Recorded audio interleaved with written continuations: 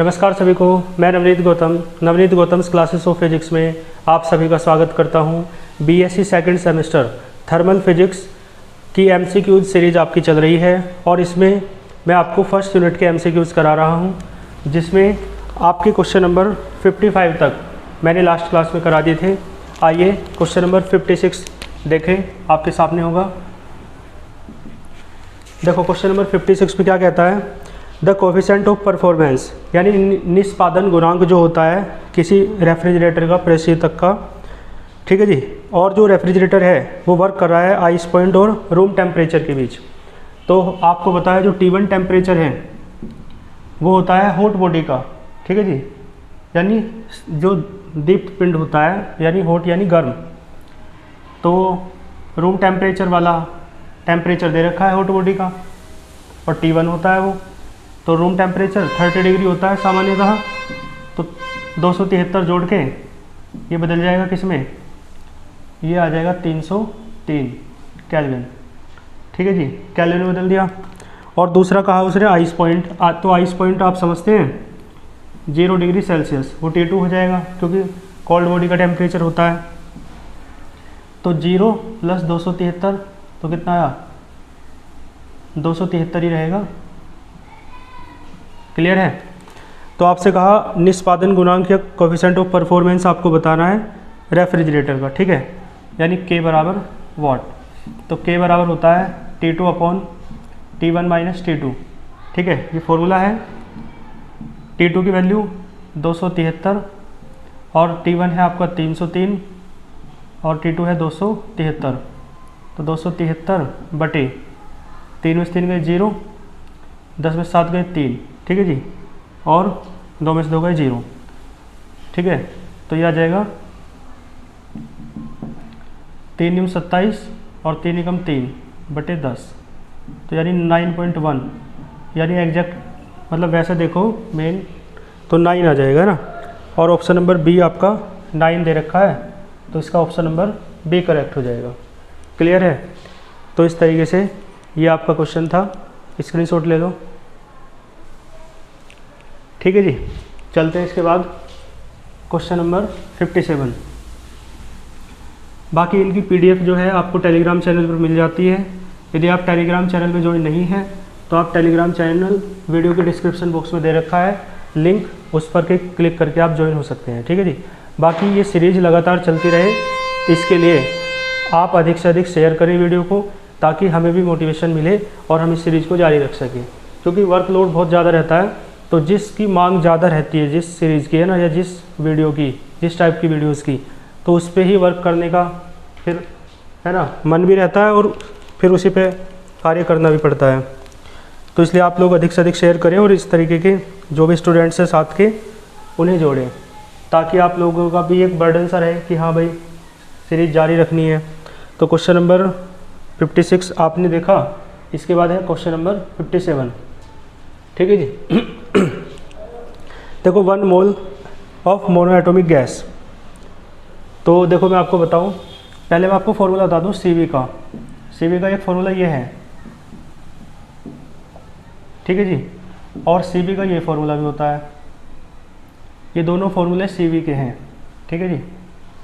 तो अब गामा दे रखा है, तो ये जो ब्रैकेट में दे रखा है ना 5/3, ये गामा है, V जो लग रहा है। तो गामा की हेल्प वाला फॉर्मूला लगाएंगे, यानी ये वाला। तो फर्स्ट गैस के लिए, पहली गैस के लिए CV1 निकाल दो, और गामा कितना दे रखा है इसके लिए, तो 5/3, ठीक है जी, कितना 5/3। तो R/CV1 फर्स्ट गैस के लिए है ना, तो R/ गामा की वैल्यू कितनी है 5/3 -1, ठीक है जी। तो बताओ क्या आएगा, ये आ जाएगा 3, 5 - 3 यानी 2/3 आ जाएगा। तो कितना आया 3/2R CV1। इसी प्रकार CV2 निकाल लो, CV2 निकल जाएगा R/ गामा की वैल्यू दूसरी गैस के लिए क्या दे रखी है 1.40। तो 1.40 - 1, तो R/0.40, यानी R, देखो 0 तो हटाई दो, तो ये ऊपर 10 आ जाएगा, और 2 × 2 = 4, 2 × 5 = 10, तो कितना आया 5/2R। क्लियर है। Cv2, अब Cv1 और Cv2 की हेल्प से Cv निकाल दो। तो Cv निकालने का एक फॉर्मूला है N1 Cv1 plus N2 Cv2, यानी कि जो Cv आप निकाल रहे हो ना, ये मिक्सचर के लिए है, और मिक्सचर किसका है, तो इन दोनों गैसेस का है, ठीक है जी। पहली मोनोएटॉमिक गैस है और दूसरी डाईएटॉमिक गैस है, उन दोनों के मिक्सचर के लिए आपको गामा की वैल्यू निकालनी है। तो गामा होता है Cp/Cv। गामा का फॉर्मूला क्या है, Cp/Cv। तो गामा मिक्सचर के लिए निकालना है, तो मिक्सचर के लिए Cp निकालो और मिक्सचर के लिए Cv निकालो, तब गामा निकलेगा। तो मिक्सचर के लिए Cv निकाल रहे हैं, तो मैंने बताया फॉर्मूला यह है N1 Cv1 N2 Cv2 upon N1 plus N2, ठीक है जी। N1 N2 क्या है, तो मैं बता दूं, पहली गैस जितने मोल है वो N1 है, दूसरी गैस भी 1 मोल है, तो वो भी दूसरी गैस के लिए N2 है ना, दोनों की वैल्यू 1 मोल दे रखी है। तो अब निकाल दो N1 1, Cv1 कितना है 3/2 R प्लस N2 1, Cv2 कितना है 5/2 R और अपॉन 2। तो देखो 3/2 प्लस 5/2 तो 8/2 यानी 4R और अपॉन 2 तो कितना आया 2R आया Cv मिक्सचर, ठीक है जी। अब आप मेयर फॉर्मूला जानते हो, Cp माइनस Cv बराबर होता है R। ये लेंथ क्वेश्चन है, देखो है ना, MCQ जो आ गया। तो Cp मिक्सचर के लिए यदि आपको निकालना है तो Cv भी मिक्सचर के लिए लेना पड़ेगा, इधर ले जाओ, Cv भी मिक्सचर के लिए लोगे और प्लस R, ये माइनस Cv इधर ले गए, और Cv मिक्सचर के लिए निकाल रखा है, ये रहा कितना 2R और R है ही प्लस में, तो कितना आ गया 3R, यानी Cp मिक्सचर निकल गया, Cv मिक्सचर निकल गया। और गामा निकालना है मिक्सचर के लिए, तो Cp है ना भी किसके लिए, मिक्सचर के लिए, और Cv भी किसके लिए, मिक्सचर के लिए, ठीक है जी। Cp मिक्सचर के लिए है आपका 3R, Cv मिक्सचर के लिए है आपका 2R, ठीक है जी। ये रहे दोनों, R से R कैंसिल, तो 3/2 यानी 1.50, क्लियर है। तो ये गामा है मिक्सचर के लिए, आपसे यही पूछा था, तो ये ऑप्शन नंबर बी में दे रखा है, तो इसका ऑप्शन नंबर बी करेक्ट हो जाएगा, क्लियर है जी। स्क्रीनशॉट ले लो इसका भी। तो इस तरीके से देखो, ये काफ़ी समझदारी वाला क्वेश्चन है, समझने का मतलब है ना, ठीक है। ये फॉर्मूले कुछ आपने नहीं भी पढ़े हों, यदि थ्योरी पढ़ी है तो, जैसे ये फॉर्मूला है तो इसे आप अच्छे से याद रख लेंगे, ठीक है जी। एक ही मेयर का फॉर्मूला तो आप जानते ही होंगे, ठीक है, और ये दोनों फॉर्मूले लिखे, और एक ही गामा का, ठीक है जी। तो ये फॉर्मूला आप याद रखियो।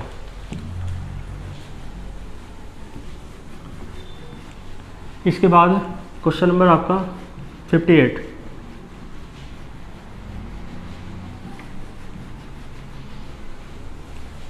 देखो क्वेश्चन नंबर 58 क्या कहता है, देखो 58 में कह रहा है चूज इनकरेक्ट, आपको इनकरेक्ट चुनना है। तो ऑप्शन नंबर ए दे रखा है, ट्रिपल पॉइंट जो है वाटर का, यानी जल का जो त्रिक बिंदु है वो 373.16 होता है, तो नहीं, ट्रिपल पॉइंट जो है ना वाटर का, थीटा TR होता है 273.16 केल्विन।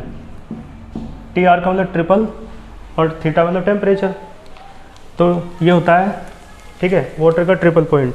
लेकिन इसने दे रखा है 373.16, तो वो पहला ही ऑप्शन है ना गलत है, उसने इनकरेक्ट ही चूज कराया था, तो ऑप्शन नंबर एक करेक्ट हो जाएगा। बाकी को भी पढ़ लेते हैं। On the Celsius scale, Celsius scale में जो एब्सोल्यूट जीरो टेम्परेचर है वो होता है -273.15 डिग्री सेल्सियस। तो बिल्कुल सही बात है, जो एब्सोल्यूट जीरो टेम्परेचर है आपका,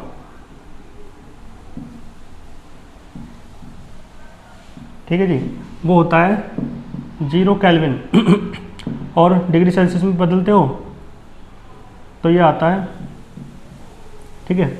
आपको पता है ना, केल्विन में से 273.15 घटाएंगे 273.15, तो डिग्री सेल्सियस बदल जाएगा। डिग्री सेल्सियस को केल्विन में बदलना हो तो इतना जोड़ देते हैं, 273 लेते हैं वैसे, लेकिन एग्जैक्ट वैल्यू ये होती है, ठीक है। तो ये absolute zero temperature degree Celsius में इतना है और केल्विन में 0 केल्विन है। फिर इसने कहा heat is related with energy, third part में सी में, तो बिल्कुल सही बात है, ये तो इनकरेक्ट चुनना था, हीट तो एनर्जी से रिलेटेड है ही। और इसमें अगले में कहा the process in which no heat enters और लीव्स, ऐसा प्रोसेस जिसमें कोई भी हीट प्रवेश नहीं करती और ना निकलती है, the system is called adiabatic process. तो ठीक बात है ना, रुद्धोष्म प्रक्रम उसे कहते हैं, ना तो हीट का एक्सचेंज, मतलब हीट का एक्सचेंज नहीं होता, जिसमें हीट ना तो बाहर आती ना अंदर जाती, यानी आदान प्रदान, ठीक है, नहीं होता है। क्लियर है? तो ये एडियाबैटिक प्रोसेस है, सही बात है, उसने इनकरेक्ट कहा था तो वो इनकरेक्ट है, ऑप्शन नंबर ए। ठीक है जी। इसके बाद है आपका क्वेश्चन नंबर 59। देखो क्वेश्चन नंबर 59 में क्या कह रहा है, आपसे कहा था वॉल्यूम ऑफ ए गैस, किसी गैस का वॉल्यूम है कितना दे रखा है 0.25 मीटर क्यूब। तो ये क्या दे रखा है वॉल्यूम, ठीक है जी। और फिर कांस्टेंट प्रेशर दे रखा है P, वर्क डन आपसे पूछा है। तो वॉल्यूम जो है एक्सपेंड होता है इतना, यानी वॉल्यूम में एक्सपेंशन है ये, यानी चेंज डेल्टा V कितना 0.25 मीटर क्यूब। और प्रेशर दे रखा है 10⁻³ न्यूटन पर मीटर स्क्वायर। तो आपसे कह रहा है वर्क डन बताओ कितना होगा, W बराबर वॉट। तो W बराबर फॉर्मूला है P इंटू डेल्टा V, या P इंटू डी भी कह दो कोई दिक्कत नहीं। P है 10⁻³, डेल्टा V है 0.25, तो यह जाएगा 250, है ना। और वर्क की यूनिट होती है जूल, तो 250 जूल ऑप्शन नंबर बी में है, तो ऑप्शन नंबर बी आपका करेक्ट हो जाएगा। क्लियर है? स्क्रीनशॉट ले लो। इसके बाद है नेक्स्ट क्वेश्चन, क्वेश्चन नंबर 60। देखो क्या कहता है, इन ए साइक्लिक प्रोसेस, जो साइक्लिक प्रोसेस है, चेंज इन इंटरनल एनर्जी, जो उसमें चेंज इन इंटरनल एनर्जी है वो कितनी होती है। तो मैं आपको बता दूं, साइक्लिक प्रोसेस में जैसे ए से चला है ना, बी पर गया, तो बी से फिर ए पर आ जाता है। क्लियर है? तो इसलिए जहाँ से चला था घूम फिर कर वहीं आ जाता है सिस्टम, इसलिए साइक्लिक प्रोसेस में कोई भी इंटरनल एनर्जी में चेंज नहीं होता है। ठीक है जी। तो इंटरनल एनर्जी चेंज या change in internal energy cyclic process में क्या होता है 0। ठीक है जी, du बराबर 0। क्लियर है? इसका मतलब है ऑप्शन नंबर आपका बी करेक्ट हो जाएगा। ठीक है जी, 0 दे रखा है बी में। क्लियर? ये क्वेश्चन नंबर 60 था आपका। इसके बाद है क्वेश्चन नंबर 61। इसमें कहा आपसे द लॉ ऑफ एक्सपेंशन और compression of A gas is given by, है ना। ये दे रखा है, ये n कर लियो इसे, पी वी की पावर n बराबर कांस्टेंट, इस तरीके से दे रखा है लो। तो कह रहा है यदि n बराबर 1 हो जाए, तो यदि n बराबर 1 हो जाएगा तो आप बताओ पी वी बराबर क्या आएगा, कांस्टेंट आएगा। ठीक है, और आपको याद हो n बराबर 1 हो गया ऑप्शन नंबर ए में, तो ये बॉयल्स है ना, बॉयल्स लॉ ना बन जाएगा, बॉयल का नियम। ठीक है ना, जिसे आप ऐसे भी लिख सकते हो कि V प्रोपोर्शनल 1/P। ठीक है, V को अपन में ले जाओ, कांस्टेंट हटा दो, प्रोपोर्शनलिटी साइन आ जाएगा, अनुक्रमानुपातिक ये निशान। तो ये बॉयल का नियम है ना। तो बॉयल का नियम कहाँ लगता है, आइसोथर्मल प्रोसेस में। तो फिर ये आइसोथर्मल प्रोसेस के लिए यूज हो जाएगा, यानी समतापीय प्रक्रम के लिए आइसोथर्मल प्रोसेस। ठीक है जी, इसलिए एमसीक्यूज यदि आप कर रहे हैं तो थ्योरी एक बार पहले यूनिट की पढ़ लीजिए, फिर एमसीक्यूज करें तो बहुत अच्छा आपको समझ में आएगा। Option number B. बाकी मैं समझाने का इस तरीके से प्रयास कर रहा हूँ कि आपको समझ में आए चीज़ें ना, क्योंकि 12th में भी तो आपने थर्मोडायनेमिक्स पढ़ी है।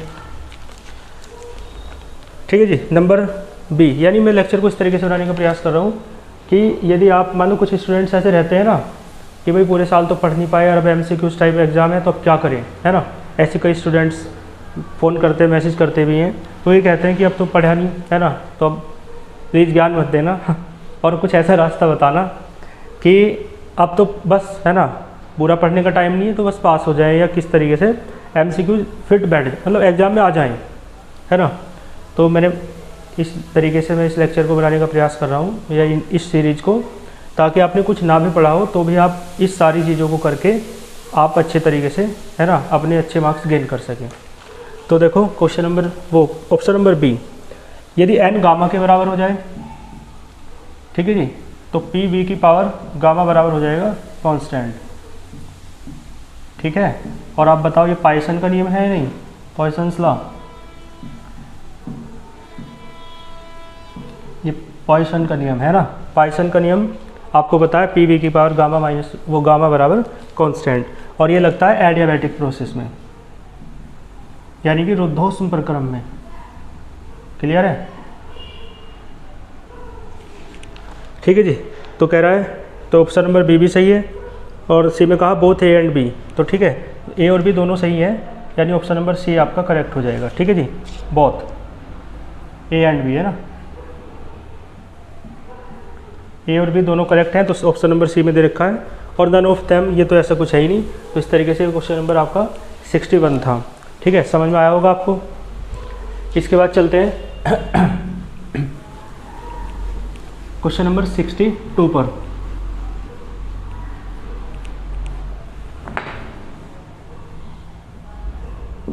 देखो क्वेश्चन नंबर 62 में क्या कहता है, हीट एंड टेम्परेचर आर, जो हीट और टेम्परेचर हैं two names of same physical quantity, एक ही फिजिकल क्वांटिटी के दो नाम हैं, है ना, एक ही भौतिक राशि के दो नाम हैं, नहीं, बिल्कुल गलत है। Heat is a form of energy, बिल्कुल सही बात है, ऊष्मा ऊर्जा का एक रूप है। While temperature is degree of hotness और कोल्डनेस ऑफ द बॉडी, जबकि जो टेम्परेचर है, ताप है, वो किसी वस्तु के गर्मपन या ठंडेपन के एहसास है ना, तो ठीक बात है, उसका मानक है ना, तो ऑप्शन नंबर बी आपका करेक्ट हो जाएगा। सी में देख लो, temperature is the form of energy, तो टेम्परेचर एनर्जी की फॉर्म नहीं है, ये बिल्कुल गलत है। डिग्री जो है हॉट, और ये जो एनर्जी है डिग्री ऑफ हॉटनेस है, तो ऐसा नहीं है। ठीक है, तो ऑप्शन नंबर बी करेक्ट हो जाएगा। क्लियर है? आसान से क्वेश्चन था तो। और इसके बाद है 63 में कह रहा है आइसोबैरिक प्रोसेस में वर्क डन जो है वो कितना होगा। तो आइसोबैरिक में प्रेशर सेम रहता है, ठीक है जी, आइसोबैरिक बार आ रहा है ना, बार यूनिट होती है प्रेशर की, तो आइसोबैरिक में प्रेशर क्या रहता है, प्रेशर कांस्टेंट रहता है। ठीक है जी, तो इसमें वर्क डन का फॉर्मूला होता है P इंटू डी वी, और इस तरीके से रखा है, डी वी को आप लिख सकते हो बाद वाले वॉल्यूम में से पहले वाला वॉल्यूम घटा दो, यानी चेंज इन वॉल्यूम, तो W बराबर आएगा P2 माइनस V1। क्लियर है जी? तो ऑप्शन नंबर आपका बी करेक्ट हो जाएगा। क्लियर है? ठीक है जी, तो ये था आपका क्वेश्चन नंबर 63। इसके बाद चलते हैं क्वेश्चन नंबर 64 पर। देखो क्वेश्चन नंबर 64 कहता है for the same increase in volume, volume का समान इंक्रीमेंट है ना, यानी क्या बोलते हैं, वृद्धि। Work done in isothermal process, जो वर्क डन है आइसोथर्मल प्रोसेस में, नंबर ए में कहा ज़्यादा होगा एडियाबैटिक प्रोसेस से, नंबर बी में कहा एडियाबैटिक प्रोसेस से कम होगा, नंबर सी में कहा सेम होगा, और नंबर डी में कहा कुछ भी नहीं है ना, इनमें से कोई ऑप्शन नहीं है। तो आइसोथर्मल प्रोसेस में मैं आपको बता दूं जो हीट है वो सराउंडिंग्स से ली जाती है सिस्टम के द्वारा, है ना। ठीक है जी, वर्क करने के लिए सराउंडिंग्स यानी वातावरण से, एनवायरनमेंट से ली जाती है, तो वर्क ज़्यादा होगा। तो आइसोथर्मल प्रोसेस में, है ना, W इन आइसोथर्मल वो ज़्यादा होता है W इन एडियाबैटिक। ठीक है जी, क्योंकि एडियाबैटिक में हीट का एक्सचेंज नहीं होता, dQ बराबर 0 होता है, तो वर्क करने के लिए एनर्जी बाहर से ली नहीं जाती, है ना, इंटरनल एनर्जी से ही काम चलाना पड़ता है, तो वर्क कम होता है वहाँ पर, है ना, तो इसलिए आइसोथर्मल प्रोसेस में ज़्यादा होता है। ठीक है जी, इसलिए क्या आएगा, greater than that in adiabatic process, यानी ऑप्शन नंबर ए आ जाएगा। क्लियर? इसके बाद चलते हैं क्वेश्चन नंबर 65। इसमें कह रहा है आपसे which of the following process is reversible. Reversible मानी उत्क्रमणीय है, कौन सा प्रोसेस उत्क्रमणीय है, रिवर्सिबल है। तो हीट कंडक्शन यानी ऊष्मा का चालन, तो ऊष्मा अधिक से कम की तरफ चलती है, कम से अधिक की तरफ नहीं चलती, तो ये तो गलत है, ये रिवर्सिबल नहीं है। चेंज ऑफ स्टेट, तो बिल्कुल ठीक बात है, चेंज ऑफ स्टेट चलता है, सॉलिड को आप लिक्विड बना सकते हो, लिक्विड को सॉलिड बना सकते हो, ये लिक्विड को गैस बना सकते हो, गैस को लिक्विड दोबारा बना सकते हो, तो ये क्या है, चेंज ऑफ स्टेट रिवर्सिबल है। ऑप्शन नंबर बी आपका करेक्ट हो जाएगा।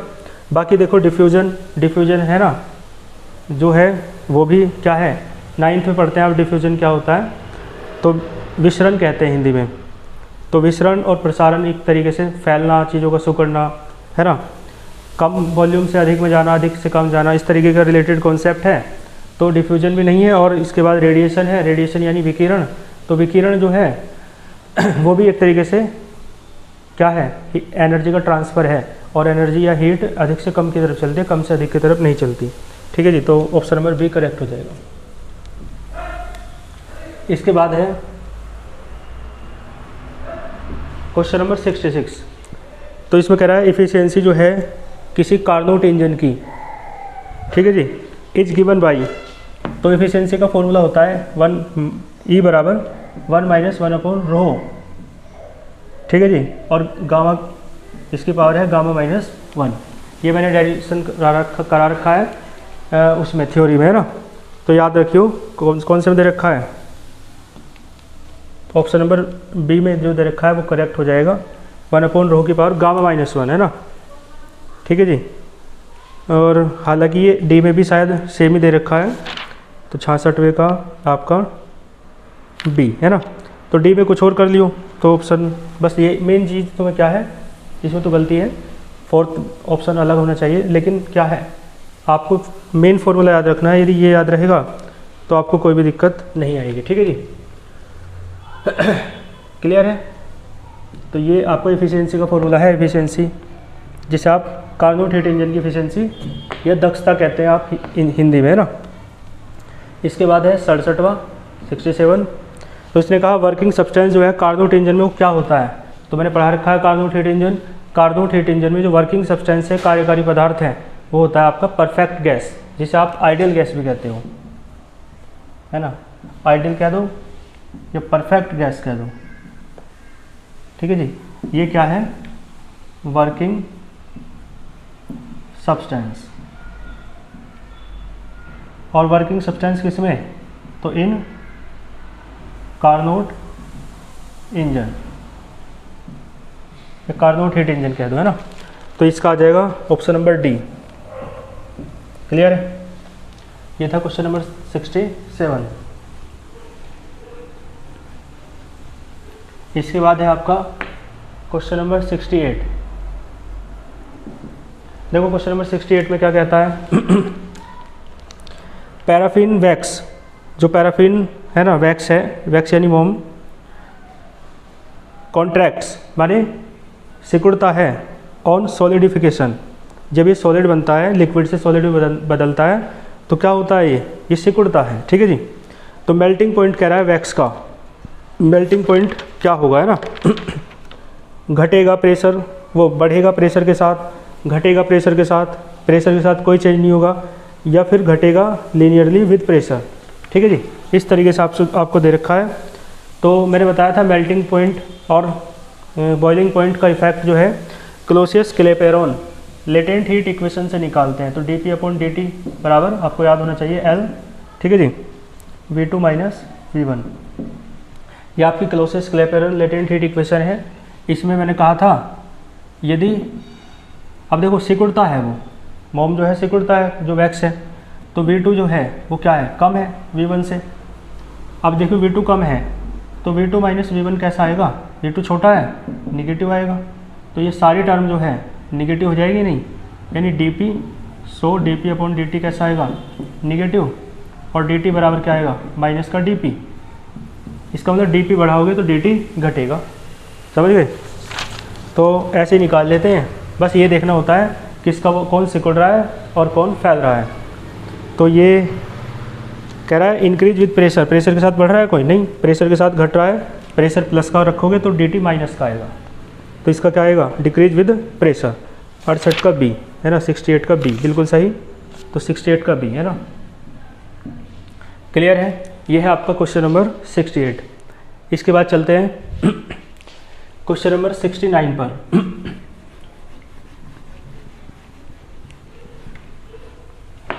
देखो क्वेश्चन नंबर जो 69 है वो आपका क्या कहता है, adiabatic expansion coefficient for a Carnot engine. मैं आपको बता दूं एडियाबैटिक एक्सपेंशन कोएफिशिएंट जो होता है ना, वो रो होता है, जो अभी इफिशियंसी के फॉर्मूले में मैंने यूज़ किया था, है ना, ई बराबर यूज़ करा था ना, 1 - 1/ρ और इस सारे की होल पावर गामा -1। तो उसे कहते हैं एडियाबैटिक एक्सपेंशन कोएफिशिएंट। यानी रुद्धोष्म प्रसार गुणांक कार्नोट इंजन के लिए 5 दे रखा है, 5। फिर कहा जो वैल्यू है ये आर सा लग रहा है, गामा है, गामा बराबर 1.4।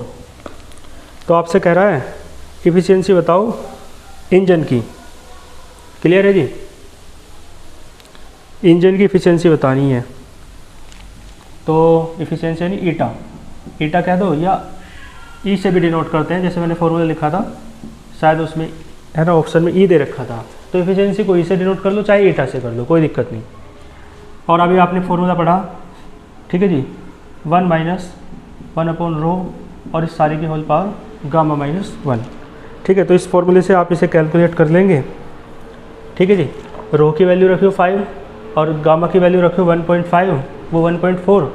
ठीक है जी, तो इस तरीके से कैलकुलेट करने के बाद ये कितना आ जाएगा 69।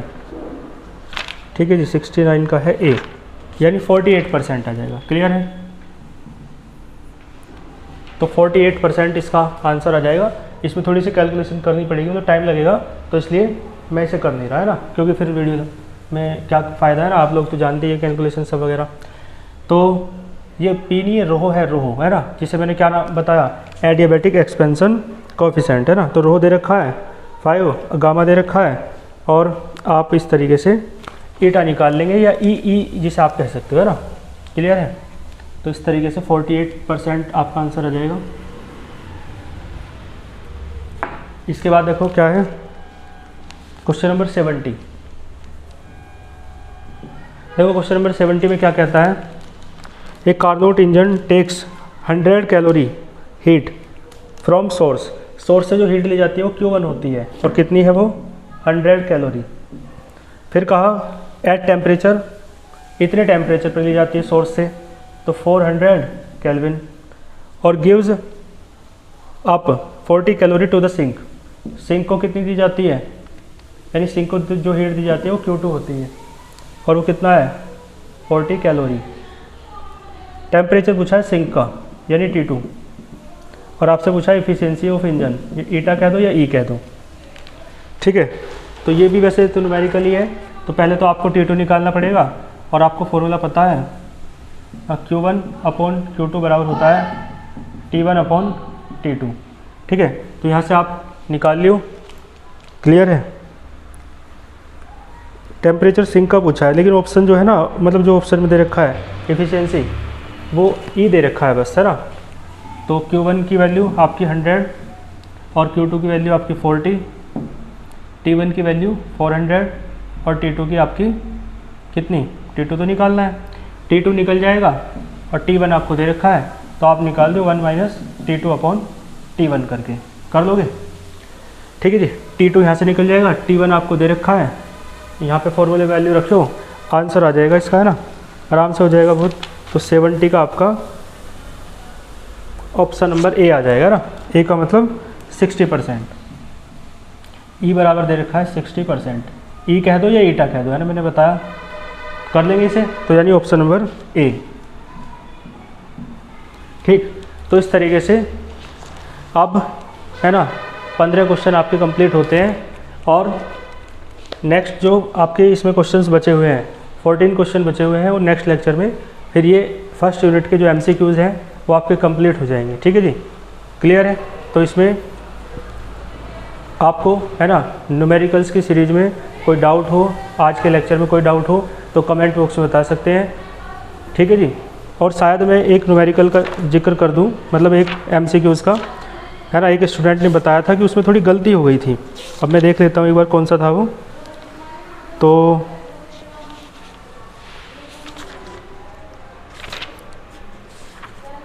है ना, 1 मिनट में देखता हूँ कौन सा है वो।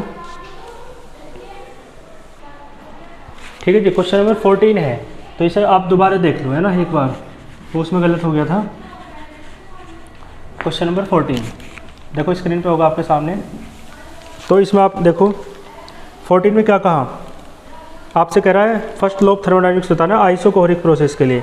तो फर्स्ट लॉ ऑफ थर्मोडायनेमिक्स तो यही होता है, dQ बराबर dW प्लस du। लेकिन आइसोकोरिक जो प्रोसेस है ना, आइसोकोरिक जो प्रोसेस है आपका, इसके लिए वॉल्यूम आपका क्या रहता है, कांस्टेंट। ठीक है जी, आइसोकोरिक प्रोसेस। और जब वॉल्यूम कांस्टेंट है तो चेंज इन वॉल्यूम कितना आएगा, 0।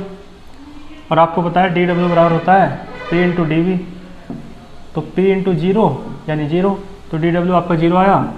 सो dQ बराबर क्या आएगा, dW, तो 0 हो गया, du बचेगा।